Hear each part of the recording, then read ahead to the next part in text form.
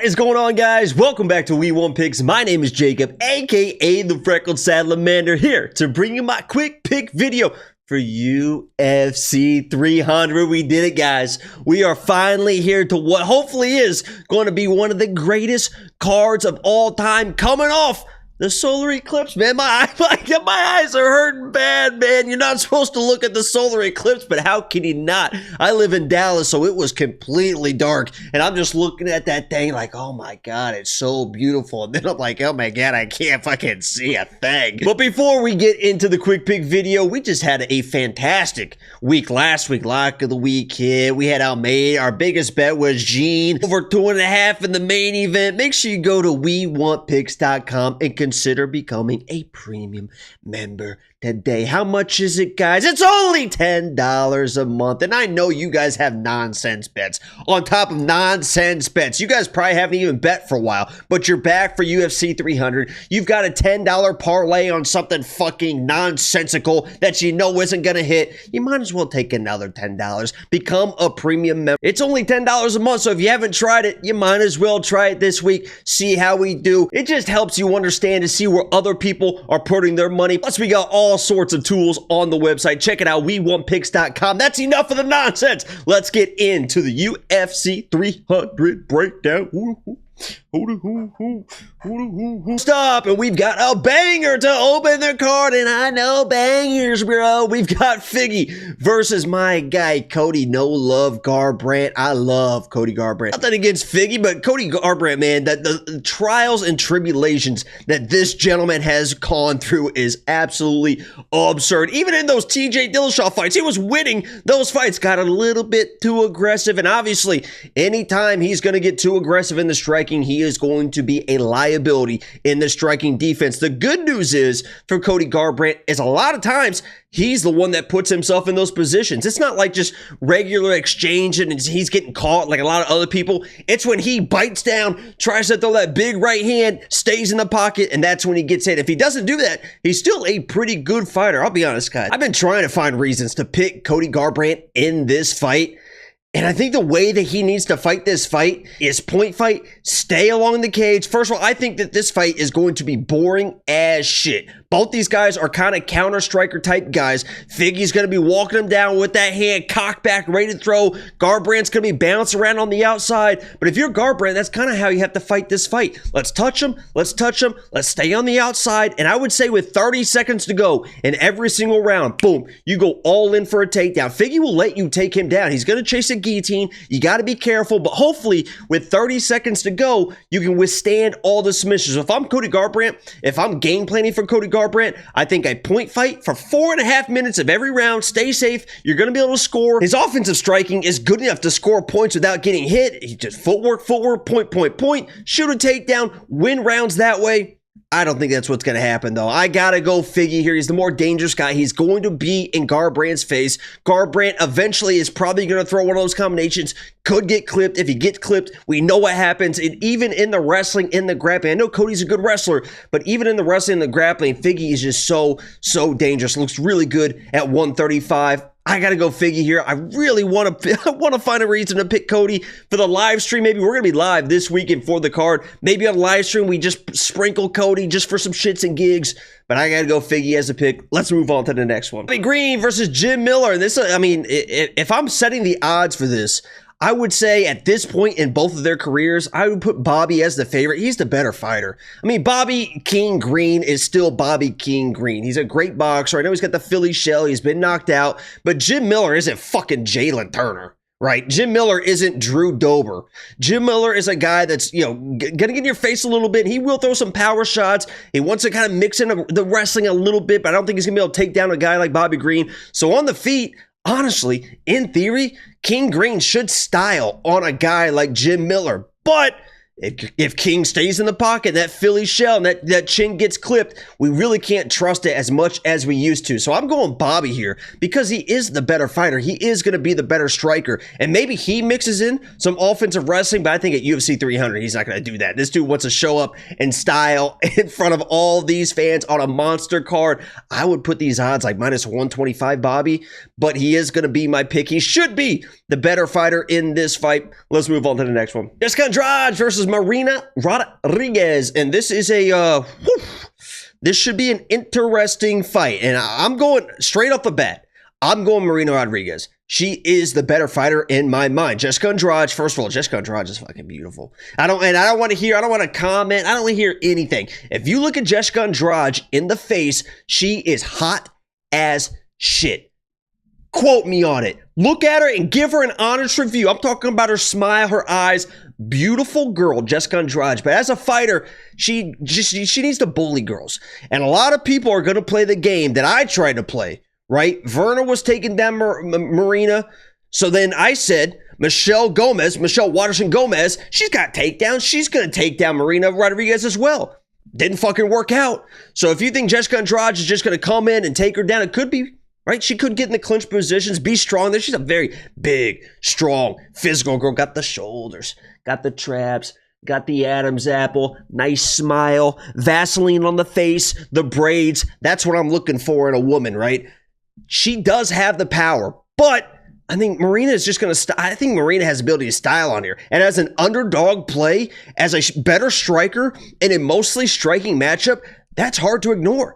I believe that Marina is the much better striker on the feet, and Jessica Andrade moving forward is going to get hit with that wild style. And if she can't get the takedowns, she could get fucked up in this fight. So I like Marina Rodriguez. I actually kind of like her a lot. I haven't bet it yet. I'm trying to keep an eye on the odds to see if Andrade is going to get wide a little bit. But I guarantee at least Saturday on the stream, we're betting Marina Rodriguez. I love her in this matchup. Let's move on to the next one. Jalin Turner versus Renato Moicano. And this one is, in theory, it should be pretty cut and dry. Jalin Turner is such a big, long dude, a fucking sniper on the feet. I mean, an absolute fucking sniper. And I made the mistake of saying he's not really a finisher before the Bobby Green fight. I literally said, I don't know if Jalin Turner is that nasty finisher that I want to see. Turns out he fucking is. And we know Moicano is very dangerous on the ground. He needed every second of control time against Drew Dober to win that fight because, unfortunately for him, he is still a liability on the feet. And Moicano, I don't believe, is going to be able to have the takedowns or the scrambles or initiate that type of fight like he was with Drew Dober against a guy like Jalin Turner. Jalin Turner is very resilient. And even though he's so tall and he's got all those legs, he's very good at defending takedowns. If he does kind of get taken down, he's long enough to be able to get back to his feet and even kind of threaten even offensive submissions, stuff like that. So Jalin Turner's a high confidence pick for me. I think he is heads and shoulders, quite literally and figuratively, in the striking above a guy like Renato Moicano. So I'm going Jalin Turner here. Let's move on. Sodiq Yusuff versus Diego Lopes. My guy, Diego Lopes, former lock of the week against Pat Sabatini. Absolutely smirked Pat Sabatini. I love Diego Lopes, right? I'm a big fan of Diego Lopes. Listen to me carefully. You know, I'm very biased towards Diego Lopes. Right? And you would expect, I would assume everyone expects me to come in and be like, oh, Diego Lopes at minus 135, minus 140, minus 125, whatever the line, it keeps moving around a little bit, is the best value on the card. He's going to smoke Sodiq. He's going to come in. He's going to get the grappling chain. He's going to submit this guy. He couldn't knock him out. I'm telling you right now, I'm worried as shit. And that's just being straight up and honest with you guys. I'm worried about Diego. I know Diego very, very well. Diego is a unbelievable grappler. Decent takedowns, but this dude wants to strike.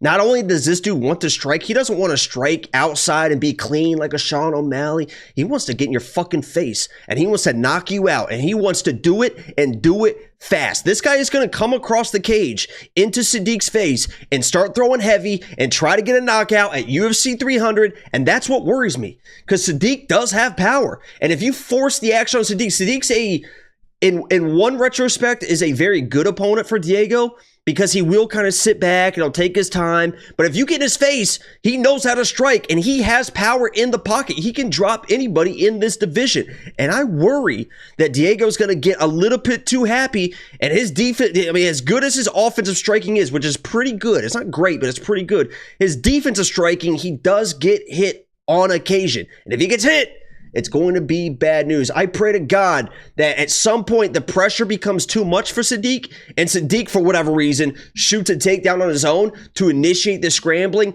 and that's how Diego was able to win this fight. You see people do that on occasion against Diego, right? The pressure of Diego gets a little bit too much. They feel like they can wrestle this guy because you can take a guy like Diego down, but Diego on the ground is a problem. So long story short, I am picking Diego here. I think there is an opportunity for him to look really, really good against a guy like Sodiq, but I worry about him crashing in, engaging in this phone booth extended combination exchange, and getting hurt. Even if he gets hurt, he's not like a flatline type of guy. It's more like a Charles Oliveira. I'm going to get hurt, come to the ground. Let's see what happens there. But I'm going Diego. I worry a little bit. I did play him, though, but in a certain different way. WeWantPicks.com to see what that is. Let's move on to the next one. Holm versus Kayla Harrison. I assume Kayla's going to make the weight. She seems like she's good. Last week, she posted an Instagram picture ready to go, looked slimmed down, got the abs, got the whatever. I get it. She should win this fight. Should win this fight. I'm going to tell you one thing for this breakdown, right? She's got all the ability to get her hands on a girl like Holm, get her to the ground, grind out this win. I know Holly's probably going to be more live, and this is what I'll say. And I said this, what was it, last or 2 weeks ago? I said, I have no idea how people can trust Erin Blanchfield after watching the JJ Aldrich fight. Because Erin Blanchfield in that fight looked a little bit lost, looked a little bit like I don't know how people watch that fight and were like, oh yeah, I'm going to put money on her. You can think that she wins or whatever. But to trust her with your money was a little bit, and she was an underdog, so I get a little bit. Long story short, if you're going to put minus 450, minus 500 money on Kayla Harrison, I would urge you to go watch that Aspen Ladd fight. And you're going to hear it from a few people this week. I watched that fight live. There was an opportunity for Aspen Ladd to win that fight if she didn't make a few mistakes. Now, Kayla was able to grind out that win.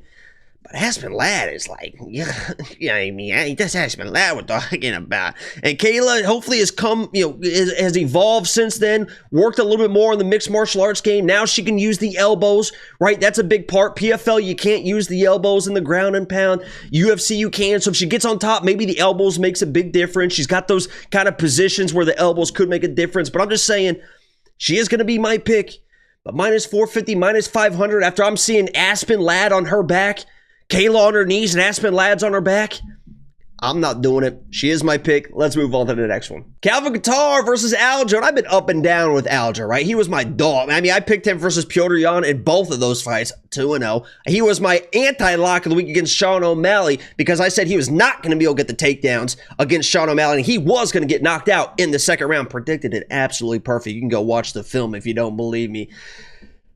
I like Aljo. I like Aljo in this matchup. And I'm going to say something that's a little bit of a hot take and something that you guys are going to be like, oh my God, this is crazy. You're crazy, Jacob. You're crazy. This is insane. Everyone is going to break down this fight saying, can Aljo get the takedowns? Can Aljo get the takedowns? That's always the discussion with Aljo. Can he get the takedowns? Can he get the takedowns? He's got like a 12% takedown rate. I had this stat before the Sean O'Malley. This is what I said about against Sean O'Malley. He's not going to get the takedowns, so he's not going to win the fight. In this fight, if he does not get the takedowns versus Calvin Kattar, I think he can still win the fight. I literally think that he can just win this fight with his striking. People forget that Aljo is a pretty decent striker. Now, he's not world-renowned striker, but when he's not fighting a Sean O'Malley, who's probably one of the best strikers in the UFC, regardless of weight class, when he's not fighting a guy like Petr Yan, who's one of the best boxers, if not the best boxer in the UFC, regardless of weight class, he can do some things on the feet. What I love about Aljo on the feet is he's active. He's going to be moving forward. He's just going to touch. He's just going to be scoring. And Calvin Kattar is going to try and match that pace, right? And if there is just all striking, it's going to be a close fight.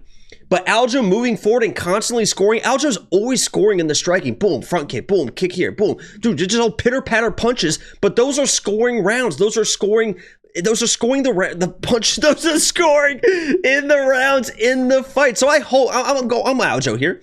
I have money on Aljo. I got a little bit earlier. The line is getting a little bit wide now, but I hope he gets the takedowns. I think the takedowns will be there a little bit more available from more of a stationary guy like Calvin Kattar. And Calvin Kattar, I know he's got good takedown defense, hasn't really fought very many wrestlers. If you look at his resume, not a ton of wrestlers in there. right? And definitely not very good, like crazy good grapplers like Aljo. And Aljo is almost like a Brendan Allen too, to where he doesn't really need a takedown necessarily. He can get you against the cage, climb on your back that way. So long story short, I'm going Aljo.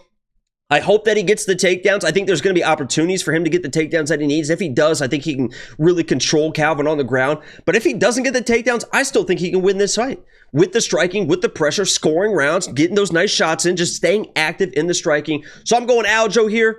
We'll see if it's, you can let me know in the comments if you agree with my takedown, the takedown line or not. But let's move on next. I'm turning into Angela at this point with the fucking script. It's like an hour-long video. Let's move on to the next one. Jiri versus Rakic. And I've said it for a while. This is a biased pick, guys. So if you don't want to listen to me on this one, I get it. I've said Jiri sucks for a long time. I said Jiri sucks going into the Alex Pereira fight. Turns out Jiri isn't very good. I think everyone knows that Jiri, as a mixed martial artist, isn't like a great mixed martial artist as far as like technique-wise, right? He's a tough son of a bitch. He throws stuff at different angles. He's got decent wrestling, decent grappling. He's an overall decent mixed martial artist. But as far as like a technical thing, and then he's also getting hit a ton. His defense is terrible.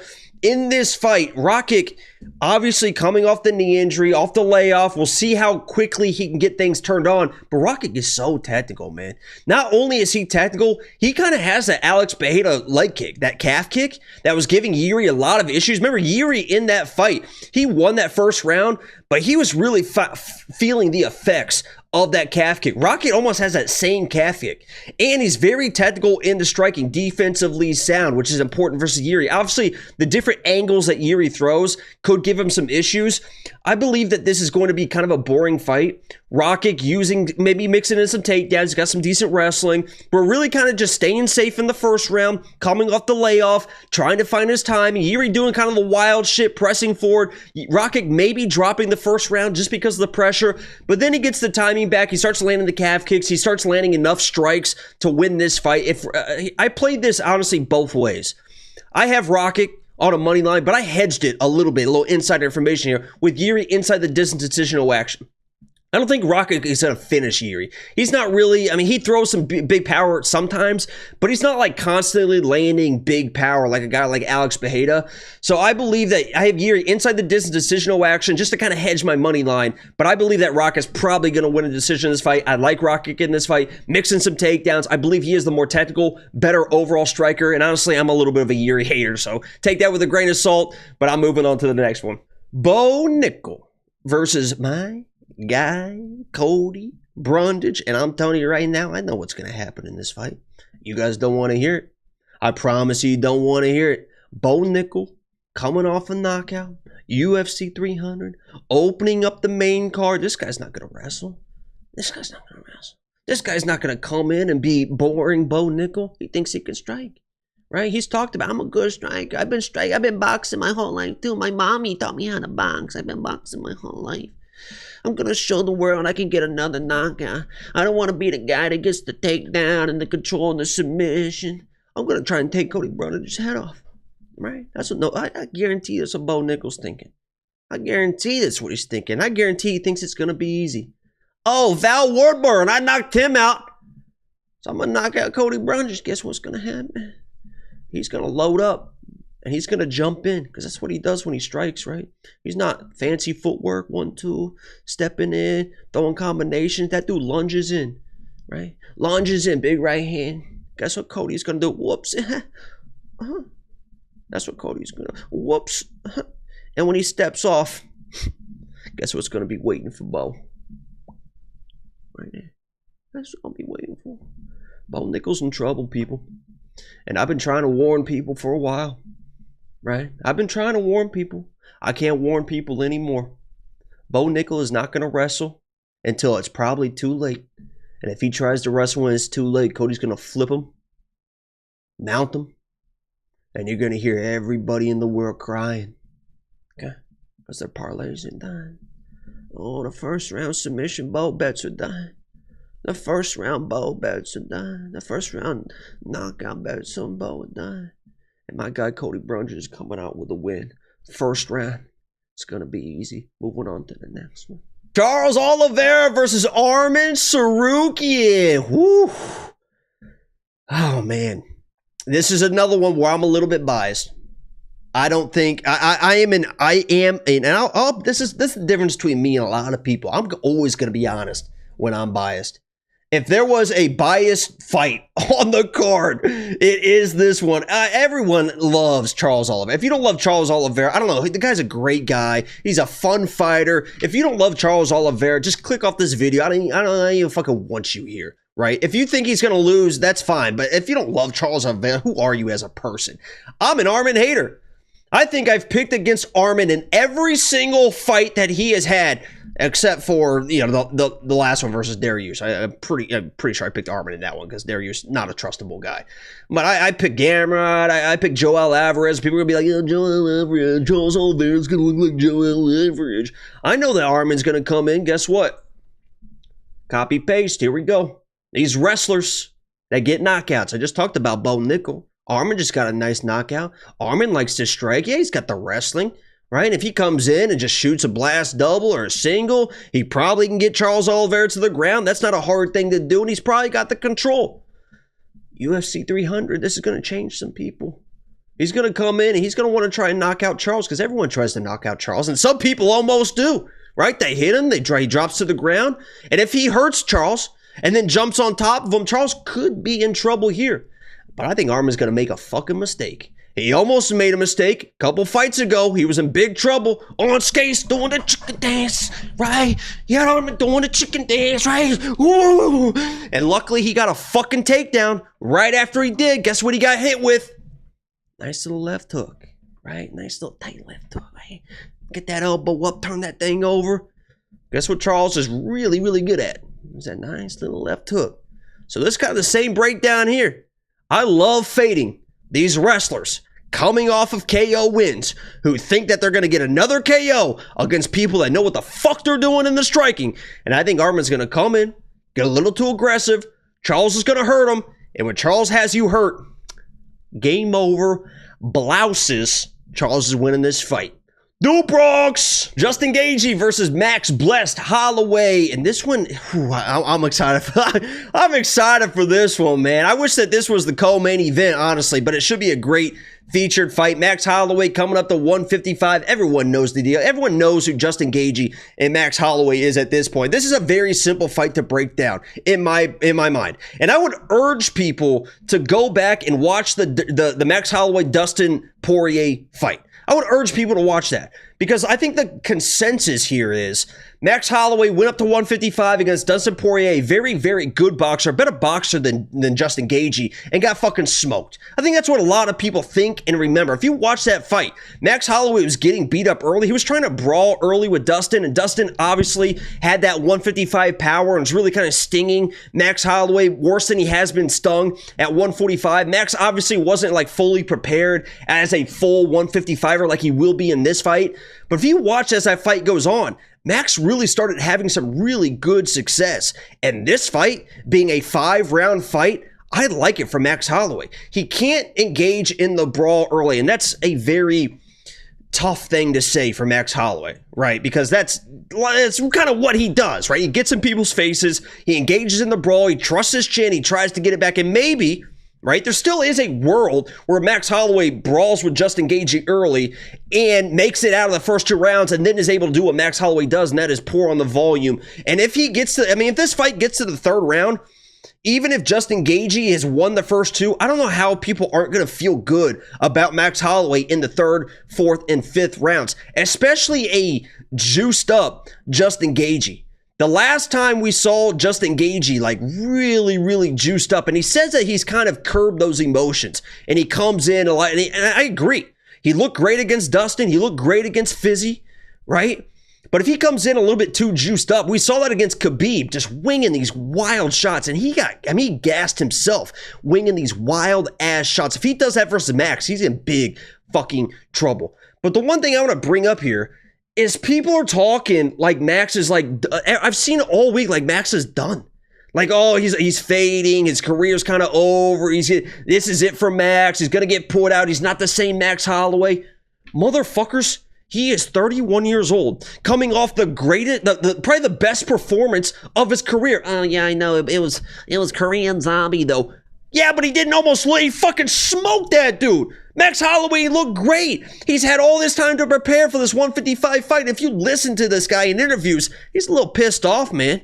Max has got a little edge to him, man. I love it. This isn't fun. Have fun. Bless Max Holloway. Listen to the interviews, man. This guy's like, fuck it, man. People think I got no shot. Watch me work. I like Max Holloway in this fight. I think he weathers the early storm from Gaethje. And if Gaethje gets too aggressive early, he's going to get fucking smoked in the 3rd, 4th, and 5th. I love the 5-round fight for Max. People say he's going to get put out or whatever. I haven't seen it yet. And if anybody's chinny, it's Gaethje on the other side. This dude is getting knocked down. This guy is getting put on skates. And Max, maybe at 155, has even more power. He's already got the precision. Add a little more pop to those shots.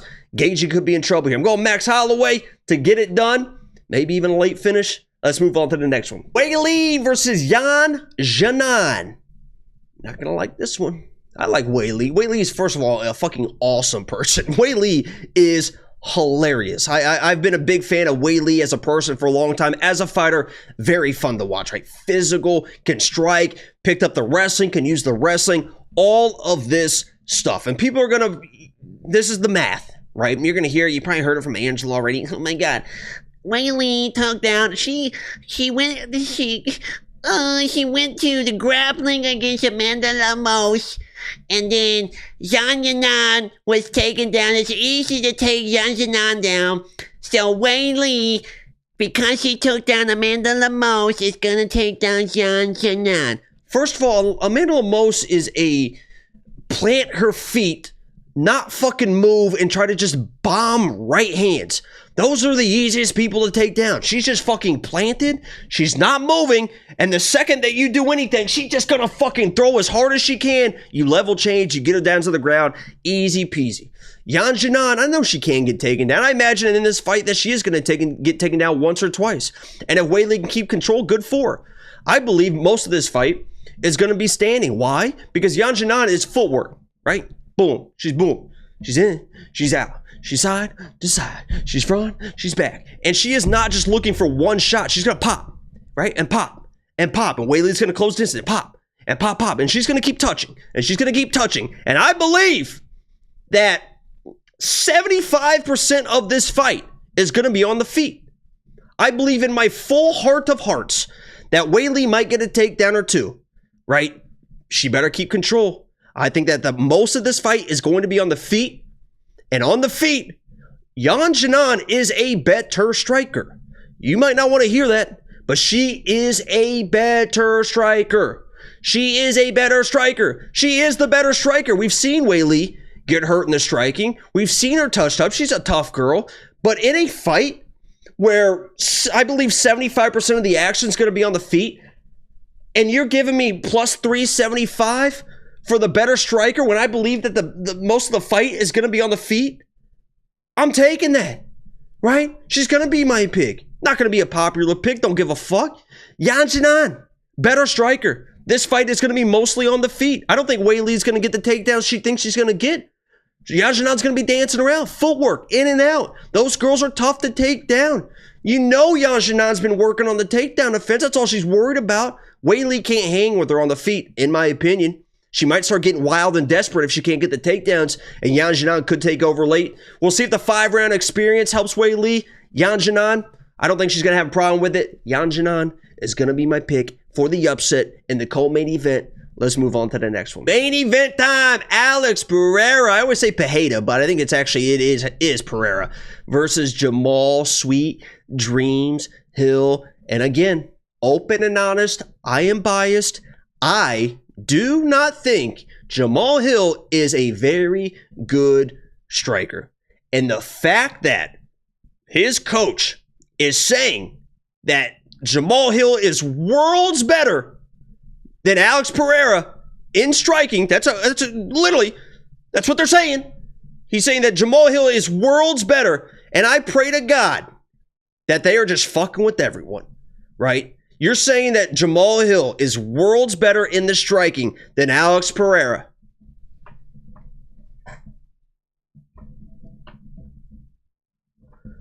Not this world, baby.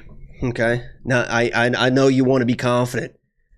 You know, I know you want to instill confidence in your fighter to go in there and say that you can strike with this guy. He ain't shit. And Jamahal Hill believes it, right? They're not I don't think they're throwing smoke up anybody's ass. I believe that Jamahal Hill believes that he really is the better striker. That he's going to come in and he is going to knock out Alex Pereira. I don't see it. I don't see it.